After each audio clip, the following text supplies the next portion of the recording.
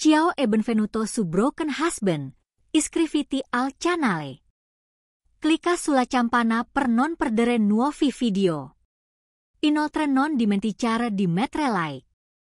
Perché il miglior supporto per noi. Non avrei mai pensato di essere qui a scrivere questa storia. Diavolo non mi aspettavo nemmeno di scriverla proprio sul Reddit.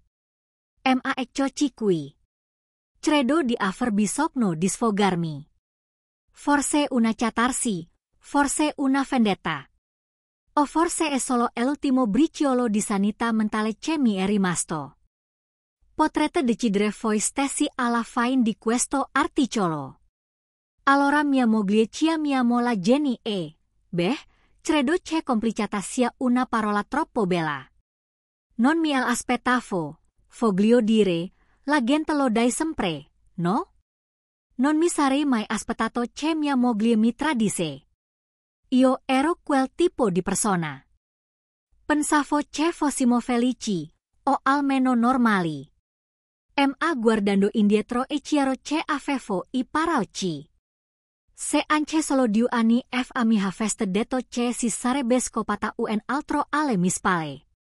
Enam avrei riso in faccia.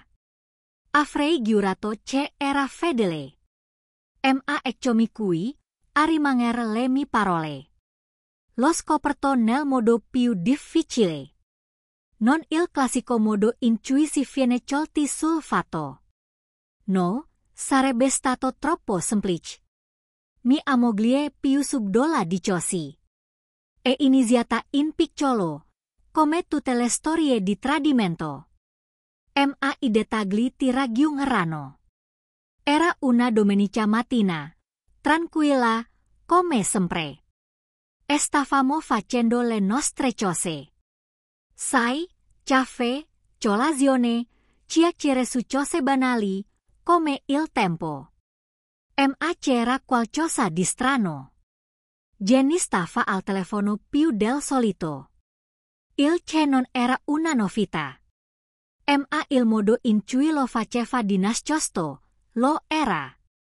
Mi guardava, e poi abbassava velocemente lo schermo. Ogni volta che guardava nella sua direzione. Chiamatelo istinto, chiamatelo come volete. Ma sapevo che stava succedendo qualcosa. Ci stai scrivendo? Sì, cercando di far finta di niente. Nessuno, solo cose di lavoro, rispose lei. Un po' troppo in fretta, un po' troppo sulla difensiva. Non ha mai dovuto rispondermi del suo telefono prima di ora. Sono sempre stato il marito rilassato che non si impicciava. Ma questa volta non me la sono bevuta. Quella mattina, però, lasciai perdere. Perché siamo sinceri. Non volevo iniziare una light per qualcosa che poteva essere innocente. Insomma, eravamo ancora sposati, no? Dovevamo fidarci l'uno dell'altro. Dio, che stupida sono stata. Ma le cose peggiorarono nelle settimane successive. Jenny iniziò a rimanere fuori fino a tardi. Mi dava scuse del tipo, sono in palestra o mi vedo con le ragazze. Sì, certo. Sarò anche stupida, ma non così tanto. Il vero colpo di grazie ha arrivato una sera.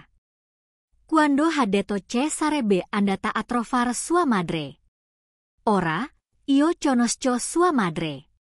Anzi, adoro. Non ha filtri.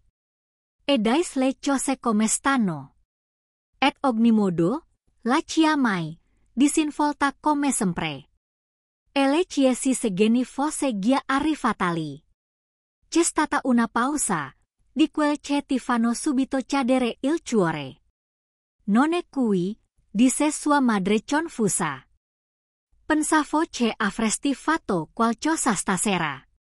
Riatacciai e rimasi lì a fissare il muro come un dannato idiota. Lo sapevo. Sapevo c'era qualcosa di gravemente sbagliato. Fu allora che la paranoia prese il sopravvento. Iniziai a controllare il suo telefono quando lo lasciava in giro. E i messaggi che vedevo, diciamo che non erano cose di lavoro. Era tutto lì. I messaggi, tra lei e un ragazzo di nome Tony, che si mandavano a vicenda cose che mi facevano rivoltare lo stomaco. Non si trattava solo di flirt. Ma parlavano di quello che avevano fatto insieme. Nei minimi dettagli. Cose che lei faceva solo con me o almeno questo è quello che pensavo. E questo il problema del tradimento. Quando accadeva appesi anche il tuo passato. All'improvviso, tutto sembrava una bugia. Avrei voluto affrontarla in quel momento, ma non lo feci. Non ancora. Volevo ghiocciare d'astuzia, dovevo saperne di più. Si trattava solo di un'avventura o avevo a che far con qualcosa di più grande. Pensai di assumere un investigatore privato. Sembra estremo, ma a quel punto non mi importava. Volevo ogni dettaglio. Dovevo sapere quanto fosse profonda la tana del coniglio. Quella sera cenammo insieme come se tutto andasse bene. La guardai fingere un sorriso. Fingendo che non ci fosse nulla che non andasse. Mentre io, mi stavo lì con il cuore che mi batteva forte. Sapendo benissimo che stava mentendo spudoratamente. I giorni successivi furono una tortura. Non riuscivo a mangiare, non riuscivo a dormire. Ogni volta che la guardavo, la vedevo con lui. Tony, un casone che nemmeno conoscevo. Ogni volta che mi toccava, rabbrividivo. Immaginando dove altro fossero state quelle mani. E poi, 2 ore dopo, l'ho vista. Non era tornata a casa da yoga. L'ho rintracciata, letteralmente. L'ho rintracciata usando una di quelle stupide app che avevamo sui nostri telefoni. Ed era lì, in un albergo. Mia moglie, con cui avevo condiviso la vita per 10 anni. Era rintanata in una stanza squallida con questo peso di merda. Rimasi fuori da quella albergo per ore. Fissando la porta e cercando di capire cosa avrei fatto dopo. Non era il tipo di persona che irrompeva. E faceva una scenata. No, era più intelligente di così. Ma era anche furioso. Ed è stato allora che ho capito. Non si trattava più solo del suo tradimento. Si trattava di vendetta. Il divorzio? Sì, era previsto. Ma dovevo far di più? Dovevo assicurarmi che si pentisse di ogni decisione. Che la aveva portata qui. Ma per ora, basta così. C'è molto di più in questa storia. Molto più di quanto non aspettiate. Questo era solo l'inizio. Cosa è successo dopo? Beh, diciamo solo che non avevo più intenzione di fare il bravo ragazzo. Va bene. Davvero? Oh sì, seduto fuori da quella albergo da 4 soldi. A guardare la porta di ingresso come un dannato idiota. Le mie mani tremavano. La mia mente correva e stavo facendo di tutto per evitare di ingranare la Marcia. E schiantarmi in quel atrio come in un film d'azione. Ma no, non avrei dato a lei o a questo stronzo di Tony. La soddisfazione di vedermi perdere la testa. Non ancora. Quella sera tornai a casa senza dirle una parola. Non dormì, ovviamente. Rimasi lì a fissare il soffitto, aspettando che entrasse. Erano quasi le 3 del mattino quando finalmente arrivo.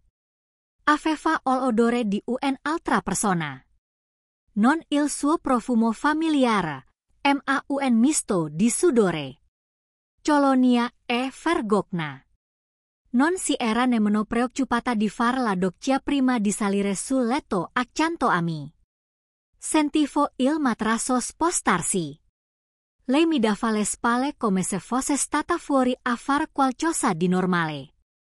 Mi venne quasi da ridere per la audacia della cosa. La mattina dopo era tutta allegra e si comportava come se non fosse successo nulla. Mi bacio sulla guancia prima di uscire per la sua corsa mattutina. E io dovette stringere i pugni per evitare di afferrarla per un braccio e chiedere le spiegazioni. Ma non era questo il piano. No, volevo giocare d'astuzia. Ho iniziato a scavare. Ho controllato di nuovo il suo telefono, ma questa volta sono stata più scrupolosa. Sono entrato nella sua posta elettronica, ho controllato i suoi social media. E ho trovato più di quanto mi aspettassi. Avevano programmato dei fine settimana fuori casa. Avevano parlato di incontrarsi in posti fuori città e lui le aveva persino mandato dei fiori. Fiori. Quando è stata l'ultima volta che ho mandato dei fiori, quel pensiero mi punse. Come uno schiaffo in faccia, ma non era solo quello. C'erano delle foto. Lei e questo ragazzo, Tony, a cena fuori, in una baita nel bosco con un'aria innamorata. Come se fossero in un denato romanzo d'amore. E sentite questa. Aveva preso dei soldi dal nostro conto comune per pagare alcuni di questi piccoli viaggi. I nostri soldi, per i quali avevamo lavorato, lei li usava per finanziare la sua relazione. Quando ho visto ho quasi sfondato il muro con un pugno, ho dovuto far una passeggiata per calmarmi. Non riuscivo a credere alla faccia tosta di questa donna. Che viveva in casa mia, cenava alla mia tavola, dormiva nel mio letto. Mentre se la sfinava con questo perdente e usava i nostri soldi duramente guadagnati per farlo. Quella sera, l'ho affrontata. Non potevo più aspettare. Avevo visto abbastanza e avevo bisogno di risposte. Aspettai fino a dopo cena, quando lei era seduta sul divano a scorrere il telefono. Probabilmente mandando messaggi a lui. Mi misi di fronte a lei, con le braccia incrociate e gli erodisi senza mezzi termini. Allora, chi è Tony? La sua faccia divenne bianca. Avete presente l'espressione di chi viene colto in flagrante e si affanna a inventare una bugia? È quello che ho visto. Sbattere palpebre un paio di volte, con la bocca che si apriva e chiudeva come un pesce fordacqua. Era davvero patetico. Io non so di cosa stia parlando, Falbetto, ma la sua voce facile e capi che sapeva di aver chiuso. Non avevo intenzione di lasciarla andare così facilmente. Oh, non lo sai. Allora spiegami i messaggi, spiegami l'albergo. Spiegai soldi che mi hai rubato per pagare le tue piccole fughe con lui. A quel punto, capi che non c'era via d'uscita. Smise di far la finta tonta e passo al attaccio, come se fosse stata io a sbagliare. Tipico, no? Beh, forse se non fosse stato uno stronzo così noioso, non avrei dovuto trovare un'altra persona. Scattò lei, con gli occhi pieni di veleno. Tu lavori sempre, sei sempre occupato con itu stupidi progetti. E io sono qui a sentirmi come un fantasma in casa mia. È stato riccio. Non potevo credere a quello che stavo sentendo. Avevo lavorato per darci una bella vita, per asicurarci la casa, le facenze, le cosece.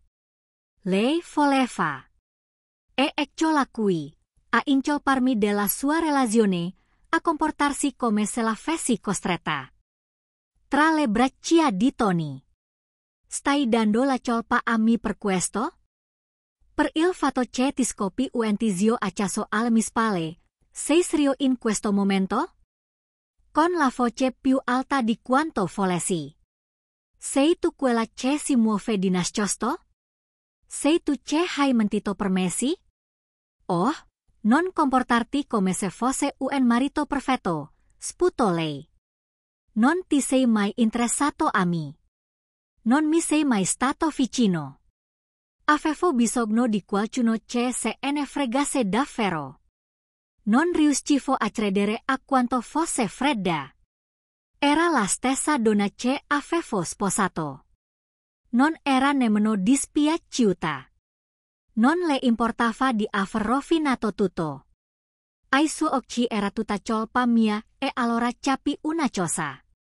Non si trattava più solo della relazione.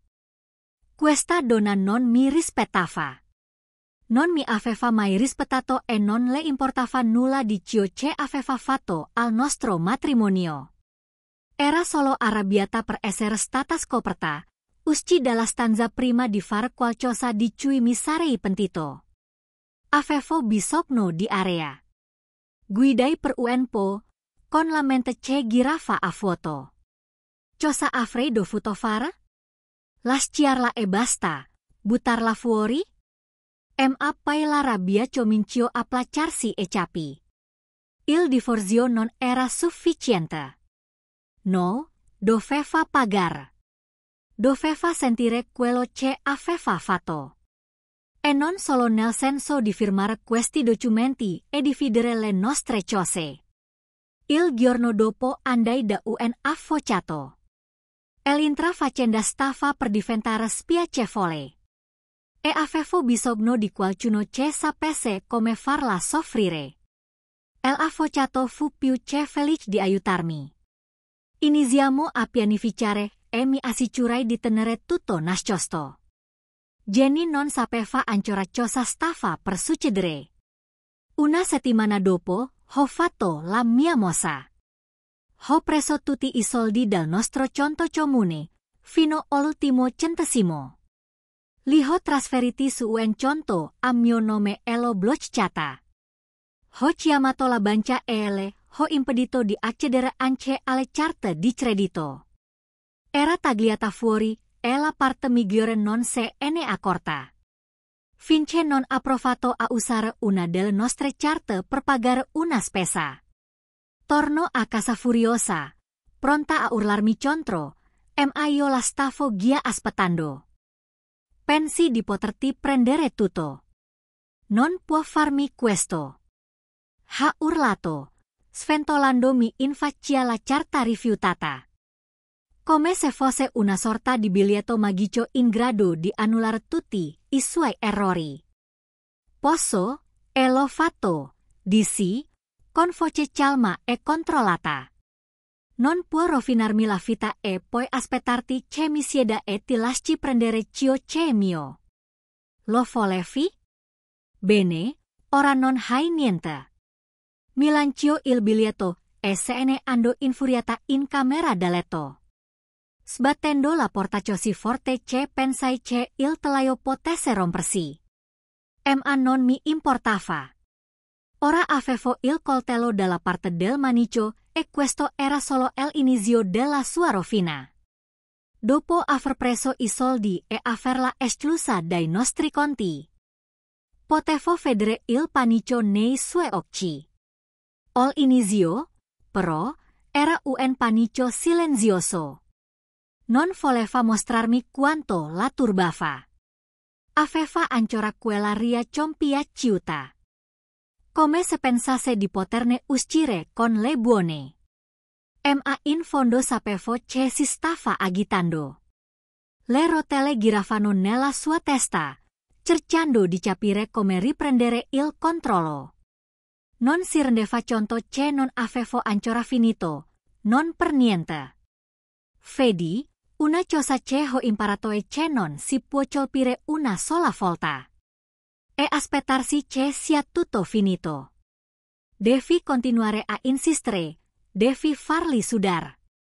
Farli rimpiangere ogni singola scelta che li ha portati a tradirti. Ed è esattamente quello che ho fatto. Un paio di giorni dopo che l'avevo bloccata finanziariamente. È venuta da mi con delle scuse a metà. Sai, quelle che le persone fanno quando non le pensano davvero. Ma vogliono appianare le cose abbastanza da rendersi la vita più facile.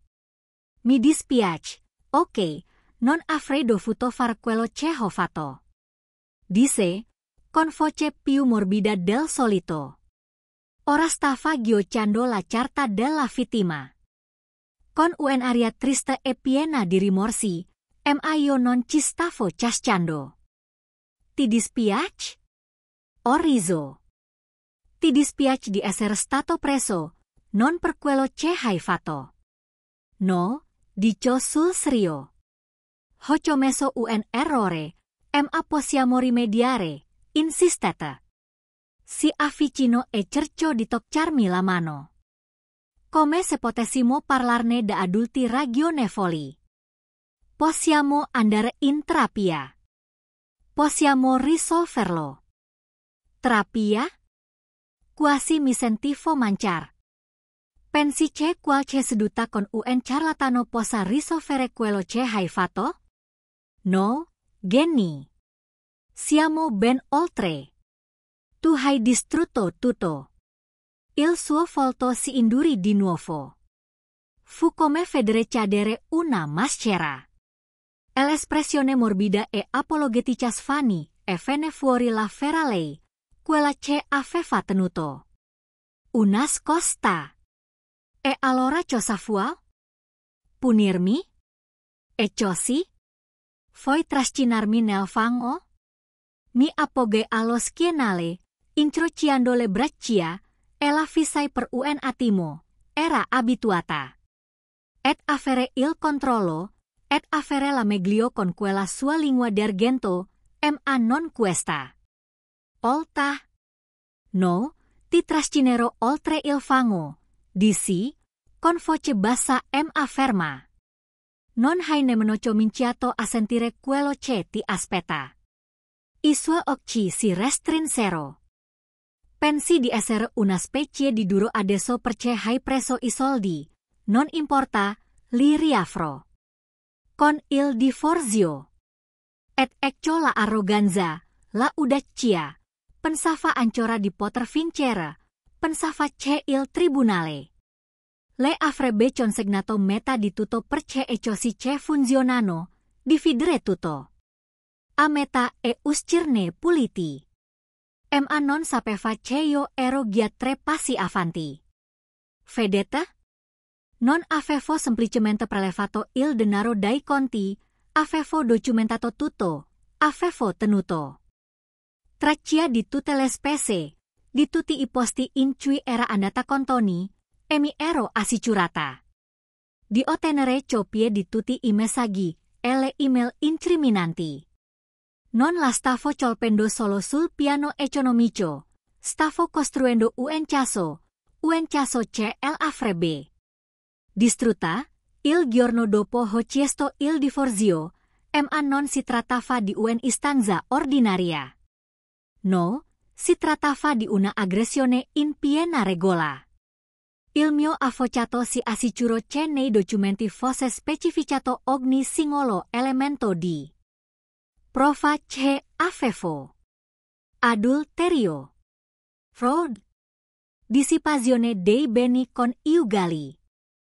Volevo che il tribunale vedesse esattamente che tipo di persona era, e mi sarei assicurato che non se ne andasse con niente. Quando è stata servita, ha perso la testa. Non l'ho mai vista così arrabbiata. Tornò a casa con il volto arrosato dalla furia e getta documenti sul tavolo come se fossero coperti di veleno. Lo stai facendo davvero? Urlò. Caminando avanti e indietro come un animale in gabbia. Pensi di potermi portare via tutto solo perché ho commesso un errore. Un errore? Risposi alzandomi dal divano. Non si è trattato di un solo errore, Jenny. Hai mentito per Messi. Hai preso soldi da me, e li hai spesi per la tua relazione. Non comportarti come se questo fosse un piccolo errore. I pugni si strinsero sui fianci. Tu non ci sei mai stato. Non ti importava di miciosi ho trovato qualcuno ce lo facesse. Non puoi respirmi in questo modo. Oh, posso. Dissi avvicinandomi con la voce mortalmente calma. E l'ho fatto. È stato allora che ha ceduto.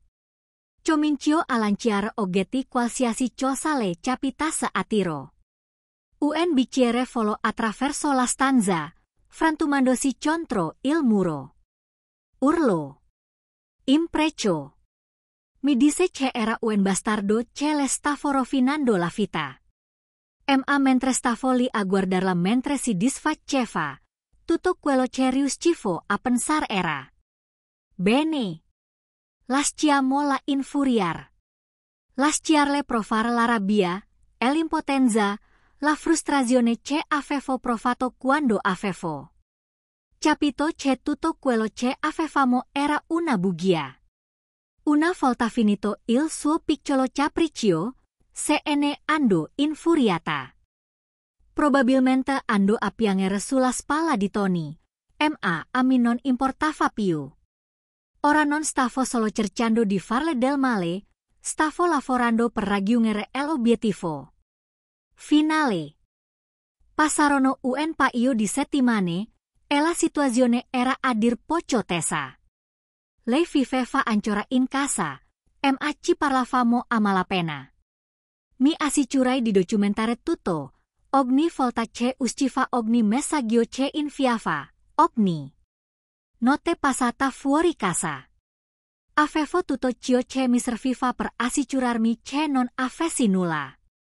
E poi, proprio quando pensavo di averla capita, mi ha tirato un'altra palla curva. Una sera è tornata a casa ubriaca, cio molto ubriaca. Inciampava, e non ascoltava le parole, tutto il resto, e non era sola. Tony era con lei. Questo stronzo magro e untuoso ha avuto il coraggio di entrare in casa mia. E pensava di poter entrare e comportarsi come se fosse il padrone di casa. Ero seduta in cucina quando sono entrati, e Jenny, ubriaca fradicia, ol inizio non mi ha nemmeno notata. Ma Tony si blocco, con gli occhi spalancati come un servo colto dai fari. Mi stai prendendo in giro, dissi, alzandomi lentamente, el hai portato qui. Jenny rise, una risata brutta e amara. Cosa?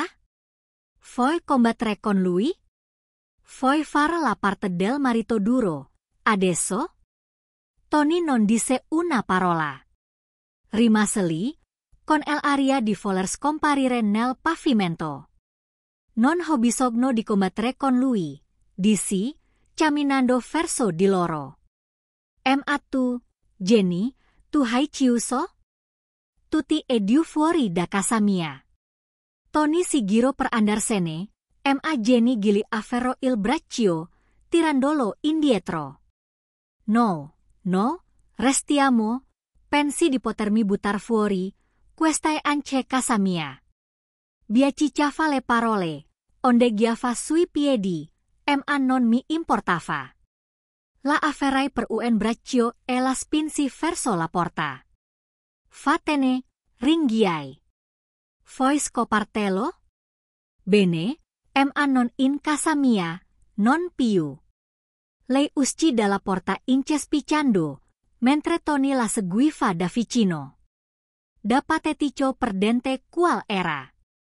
Sbattei la porta dietro di loro e rimasi lì, con il cure ce bateva ol impazata. Ele mani ce tremavano per la adrenalina. Era così. Il limite era stato superato. La mattina dopo cambiai la serratura. In paccetta tutta la sua roba, e la lasciai sul porticcio.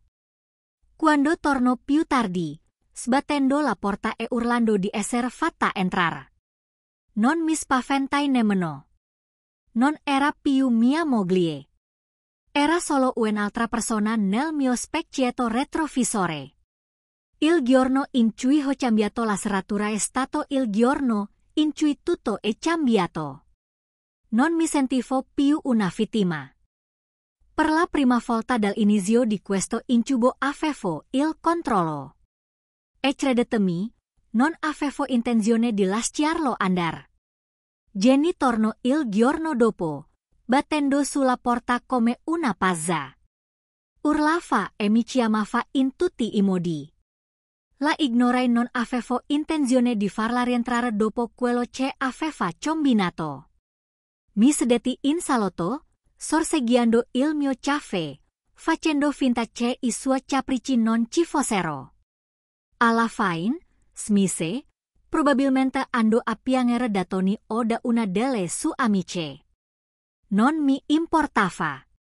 Avevo progetti più importanti su cui concentrarmi. Vedi, c'è qualcosa di soddisfacente nell'essere calmi quando l'altra persona stia perdendo la testa. Avrei potuto rispondere con un urlo, avrei potuto buttare la sua merda in strada, ma non l'ho fatto. Stavo ghiacciando a lungo. E mentre lei stava ancora cercando di capire la sua prossima mossa, io ero già 3 passi avanti. Il divorzio era in pieno svolgimento e il mio avvocato era uno squalo. Avevamo messo insieme tutto il necessario per seppellire Jenny in tribunale. Ma non era solo la parte legale che l'avrebbe colpita. No, avevo in mente piani più personali. Un aspetto del tradimento di cui nessuno parla è l'effetto a catena. Non si tratta di un problema solo tuo, ma di tutti quelli che ti circondano, la famiglia, gli amici, persino il lavoro. Ho iniziato a pensare a chi altro fosse coinvolto, chi lo sapeva, chi ha contribuito a coprirlo. Non mi ci è voluto molto per capire che alcuni dei suoi amici sapevano. Diavolo, forse l'avevano anche incoraggiata. Una di loro, un'amica comune, chiamiamola Melissa, era sempre stata vicina a Jenny, troppo vicina. Erano inseparabili, parlavano sempre, organizzavano sempre le loro serate tra ragazze. Così ho fatto un po' di ricerche. Niente di importante, solo qualche conversazione qua e là, un po' di ficcianassaggio sui social media. E, indovinate un po', Melissa non era così pulita come si faceva credere. È venuto fuori che aveva una sua piccola relazione. Ironico, vero? Gli uccelli di una stessa più, ma è tutto il resto. Non era sorpreso. Jenny e Melissa hanno sempre avuto problemi insieme. Ma la parte migliore, il marito di Melissa, un bravo ragazzo, un gran lavoratore, non ne aveva idea. Ora, avrei potuto lasciar perdere. Dopo tutto non erano affari miei. Ma dopo quello che avevo passato, non ero dell'umore giusto per lasciare che qualcuno se la cavasse. Così ho fatto quello che dovevo far. Ho contattato il marito di Melissa. Chiamiamolo Greg. Conoscevo Greg da anni. Non eravamo migliori amici, ma andavamo abbastanza d'accordo. Ho pensato che avesse il diritto di sapere che cosa aveva fatto sua moglie. La conversazione è andata bene come ci si aspettava. All'inizio non mi ha creduto. Diavolo, non ci avrei creduto nemmeno io se fosse stata al suo posto. Ma quando ho iniziato a mostrargli messaggi, le foto, le ricevute. Il suo volto è cambiato. Si poteva vedere il momento esatto in cui tutto è scattato per lui. Quando il suo mondo ha iniziato a crollare proprio come era successo a me. Mi sentivo quasi in colpa per lui. Quasi. Mi ringraziona, naturalmente, e dice che se ne sarebbe occupato a modo suo. Quello che è successo dopo non mi riguardava. Avevo fatto la mia parte. Se Melissa fosse stata la metà della donna che era Jenny, avrebbe avuto ciò che le spettava. Nel frattempo, Jenny stava ancora cercando di opporsi al divorzio. Stava cercando di capire come vendicarsi di me. Ma io ero a prova di bomba. Cercò persino di coinvolgere sua madre, come se questo potesse cambiare qualcosa. Sua madre, che era sempre stata dalla mia parte. Venne da un pomeriggio, cercando di avere una conversazione a cuore aperto. Mi disse cose come le persone commettono errori. E voi potete risolvere la situazione. Io non ci stavo. Ho finito, Maureen, le dissi chiaro e tondo. Non c'è più nulla da risolvere. È stata tua figlia a rovinare tutto, non io. Maureen non ebbe poi molto da dire. Sembrava triste, forse anche un po' imbarazzata da sua figlia. Non ha discusso con me. Si limitò ad annuire, ad alzarsi e ad andarsene. Sapevo che probabilmente quella era l'ultima volta che l'avrei vista. Era uno schifo, ma non c'era modo di salvare i rapporti che Jenny aveva distrutto. Dopodiché le cose hanno preso una piega. Jenny deve essersi resa conto che le mura si stavano chiudendo su di lei. Perché è diventata nucleare. Ha iniziato a diffondere voci. Diceva che ero violento che controllavo, che ero stato io a spingerla a tradirmi. Era davvero patetico. Le uniche persone che le credettero furono quelle che non ci conoscevano così bene. E anche in quel caso, la storia non quadrava. Non mi ha sorpreso. È un classico comportamento da traditore. Fare la vittima quando sia intorno. Ma non avevo bisogno di difendermi. Sapevo la verità. E lo sapevano anche le persone che contavano. La reputazione di Jenny era gia in pericolo. E lei stava facendo un ottimo lavoro per scavare ancora di più. Ma poi, all'improvviso, ha fatto una mossa che non mi aspettavo. Ha tentato di inseguire la casa. La mia casa. Sosteneva di avere diritto alla meta. Anche se avevo pagato la maggior parte di essa con i miei soldi e lei.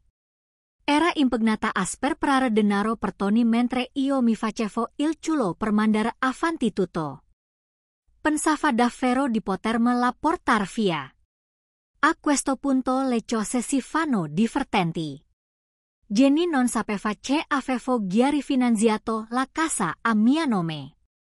Mesi prima che tutto questo esplodesse mi ero già mosso. Avevo consolidato tutto a mio nome e mi ero assicurato che dal punto di vista legale lei non avesse nulla su cui reggersi. Il mio avvocato aveva le carte pronte. E quando Jenny cercò di fare quella bravata in tribunale, ebbe un brusco risveglio. Il giudice ha dato un'occhiata al caso. Ha visto le prove. E l'ha eliminata così in fretta che non sapeva cosa la fece colpita. Non solo per sé il diritto alla casa.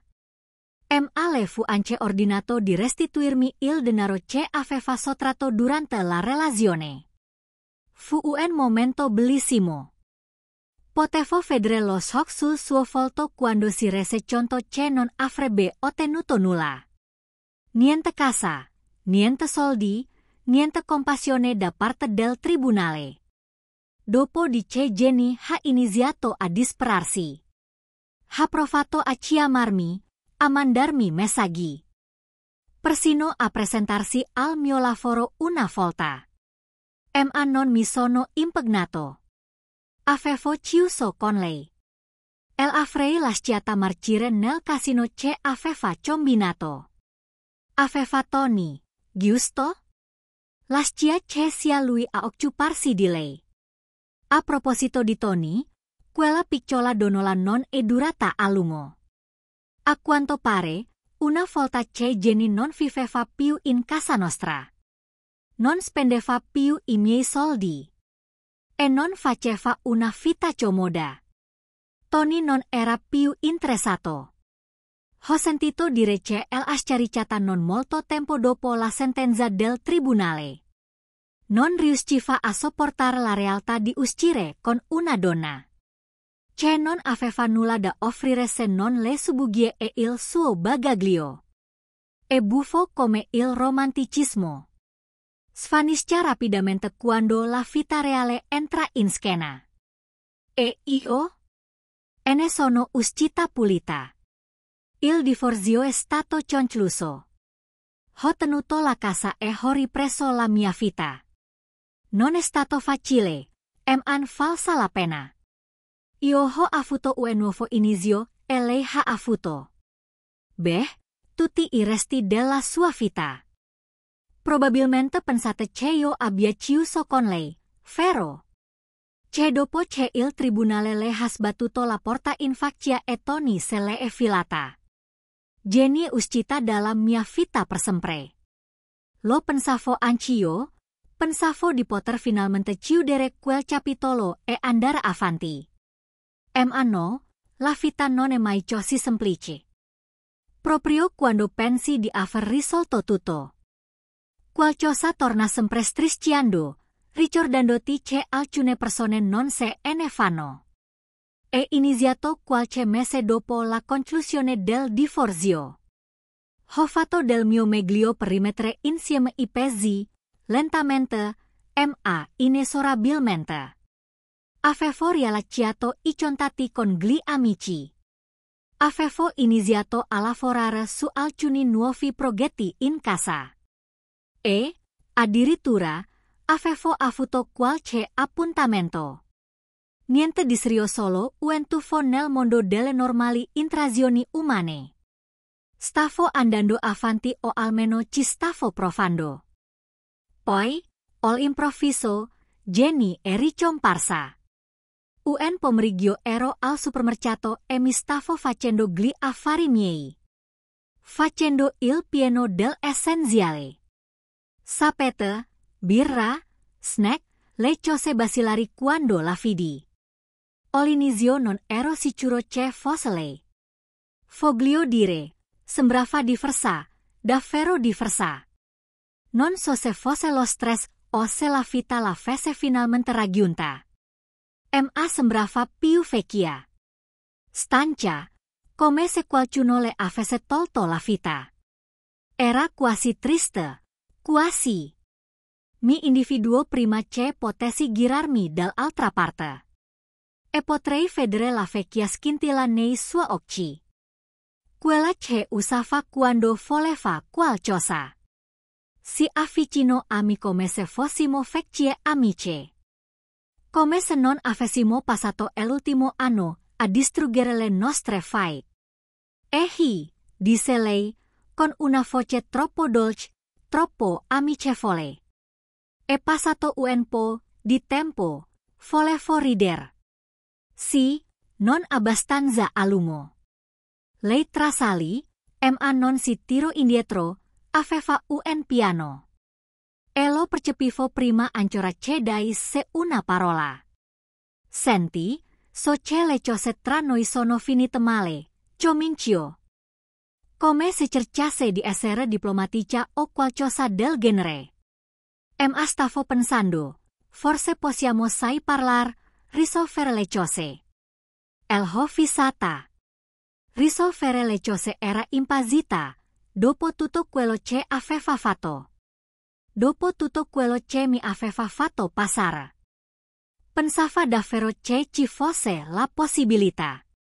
Che prendessi in considerazione una conversazione con lei. Che non fosse tramite un avvocato, era un'illusione. Risolvere le cose, disse, a voce bassa. Sei serio in questo momento? Mi hai tradito, mi hai mentito in faccia. Hai prosciugato il nostro conto, e hai cercato di prendermi la casa. Abbiamo chiuso, Genny, abbiamo chiuso. Sospiro come se fosse stata lei a subire un torto. E poi mi colpì, il vero motivo per cui era tornata strisciando. Le cose non sono andate come pensavo, ok, mormoreo. Guardando il pavimento come se si vergognasse. Tony, se ne è andato, i miei amici non ci sono più per me. Non ho un altro posto dove andare. Ah, eccolali, la verità. Non era qui per scusarsi, non era qui per ce le mancavo. O perché si era resa conto dei suoi errori. No, era qui perché la sua vita era andata in pezzi. E voleva che io raccogliessi i cacci. Tipico, era la stessa donna che mi aveva agitato. Sotto l'autobus, non appena le conveniva. E ora era tornata, sperando che la salvassi. Dal casino che aveva combinato nella sua vita. Sei incredibile, disse scuotendo la testa. Pensavi davvero di poter rientrare nella mia vita dopo tutto questo? Credi che dimenticherò quello che hai fatto. E ti lascerò rientrare. Non disse nulla. Rimase lì con un'aria infelice. Come se sperasse che la mia compassione facesse effetto. Ma non fu così. Non questa volta. Non era più l'uomo che poteva manipolar. Hai fatto le tue scelte? Le dissi, con voce fredda. Ora devi conviverci. Non è più un mio problema, Genny. Per un attimo pensai che potesse piangere. Ma poi, altrettanto rapidamente. È tornata la donna che conoscevo. Quella che non sopportava di non avere il controllo. Pensi di essere molto meglio di me. Sibilole, con il volto rigato dalla rabbia. Pensi di essere la vittima in tutto questo? Non ci sei mai stato per me. Mi hai spinto tra le braccia di Tony. E ora ti comporti come se fosse una specie di santa. Era lì, la colpa, la deviazione. La solita vecchia storia. Io ero il cattivo della sua storia. Quello che la aveva costretta a tradire. Era davvero patetico. Non pensarci, dissi. Voltandomi per andarmene. Qui abbiamo finito. Ma mentre mi allontanavo. Mi ha lanciato una bomba che non avevo previsto. Sono incinta. Mi fermai di botto. Il cuore mi si è stretto nel petto. E per una frazione di secondo tutto è diventato confuso. Mi voltai di nuovo verso di lei. Con la mente che correva. Che cosa hai detto? Che sì. Riuscendo a malapena a far uscire le parole. Sono incinta, ripete. Con voce più pacata. Come se non fosse sicura di sé. L'ho scoperto qualche settimana fa. Non riuscivo nemmeno a elaborarlo. Era seria. Stava mentendo. E era incinta. Era mio. O era di Tony. 1000 pensieri mi passavano per la testa contemporaneamente. Ma una cosa era chiara. Sera vero. Tutto stava per diventare ancora più complicato. E mio. Jesse. Non sicuro di voler sentire la risposta. Esito per un secondo. Il che era tutto ciò che dovevo sapere. Quelle esitazione era tutto. Non lo so. Amici infine. Potrebbe essere tuo. Potrebbe essere di Tony. Mi sia gelato il sangue. Non sapevo se urlare o ridere. Ovviamente. Lei non lo sapeva. Andava a letto con entrambi da chissà quanto tempo. Questo era solo un altro disastro in cui mi aveva trascinato. Non lo farò con te. Dissi. Con la voce che mi tremava per la rabbia. Affronta tu la cosa. Risolvi la situazione. Ma non osare cercare di trascinarmi di nuovo nei tuoi casini. La lascia Ilis balordita. E uscì dal negozio senza voltarmi indietro. La mia mente stava girando. Incinta. Dopo tutto. Era una specie di scherzo cosmico. Non sapevo cosa far. Ma una cosa era certa. Non avrei permesso che mi trascinasse di nuovo a fondo. Non dopo tutto quello che avevo passato. Quando tornai a casa, chiamai immediatamente il mio avvocato. Non avevo intenzione di correre rischi. Se c'era anche solo una remota possibilità che il bambino fosse mio, dovevo essere preparato. Iniziamo a lavorare su un piano. Test di paternità. Tutele legali. Tutto quanto. Non avrei permesso a Geni di usarlo contro di me. Non dopo tutti I danni che aveva giavato. Qualche settimana dopo abbiamo fatto il test? Non mentiro. Ero distrutta nell'attesa dei risultati. Una parte di me era terrorizzata all'idea che la bambina fosse mia. Che sarei stata costretta a occuparmi di lei. Per il resto della mia vita a causa di questo. Ma quando sono arrivati I risultati. Non era mia. Avrei dovuto provare sollievo. Ma sentivo solo il vuoto. Era di Tony. L'uomo per cui aveva gettato via la nostra vita.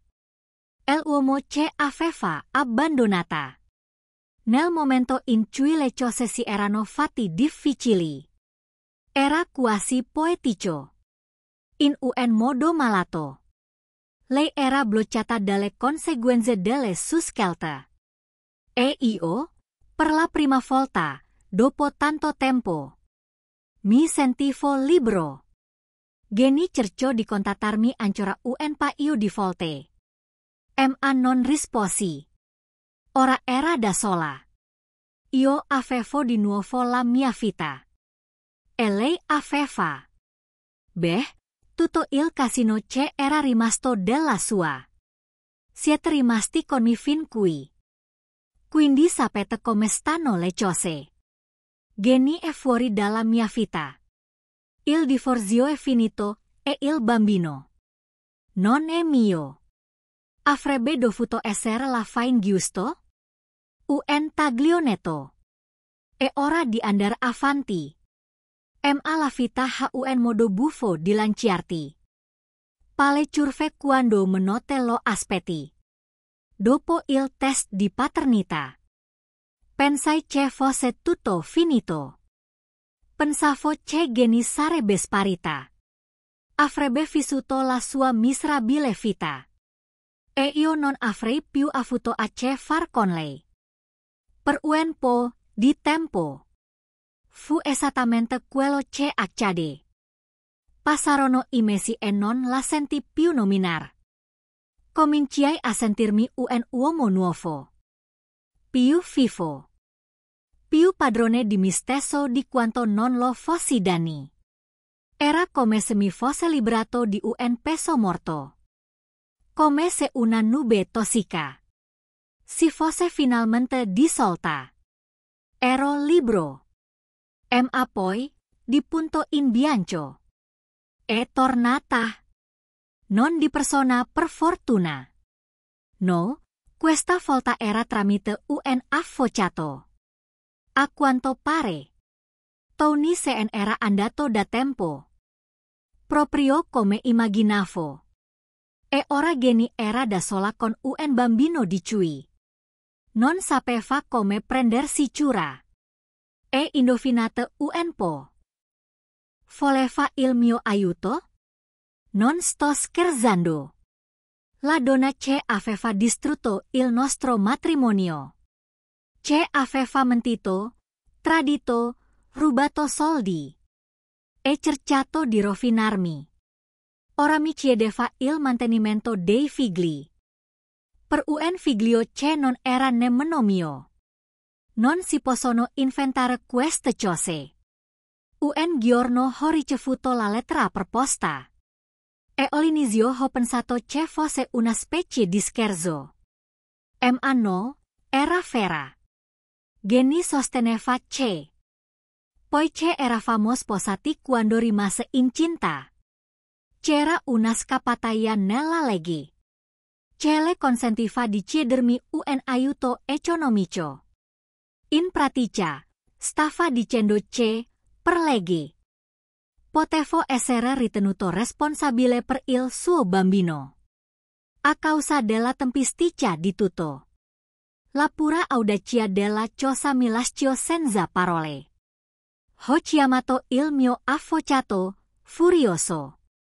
Come diavolo è possibile che tutto questo sia legale? Chiesi, camminando per la mia cucina. È raro, ma succede, mi ha spiegato. Chiaramente secata per conto mio. I tribunali non guardano sempre alla biologia. Se fosse stati sposati al momento del concepimento, lei potrebbe far valere le sue ragioni. Ma non si preoccupi. Abbiamo abbastanza elementi per combattere. Non vincerà. Volevo crederle. Ma oltre faccenda mi sembrava un incubo da cui non riuscivo a svegliarmi. Dopo tutto quello che avevo passato. Dopo aver finalmente riavuto la mia vita. Gianni aveva trovato il modo di trascinarmi di nuovo nei suoi casini. Non potevo crederci. Siamo andati in tribunale e, lasciatemelo dire, è stata una delle esperienze più surreali della mia vita. Ero lì, seduto di fronte alla mia ex moglie. La stessa donna che mi aveva tradito in ogni modo possibile. E ora era seduta lì a chiedere soldi. Aveva di nuovo un aspetto diverso, più logoro, più sconfitto. Cercava di ghiocciare la carta della vittima. Ma persino il suo avvocato sembrava imbarazzato di rappresentarla. Rimasi lì, con la faccia di pietra. Mentre il mio avvocato faceva appesi la sua argomentazione. Il test di paternità era il chiodo fisso.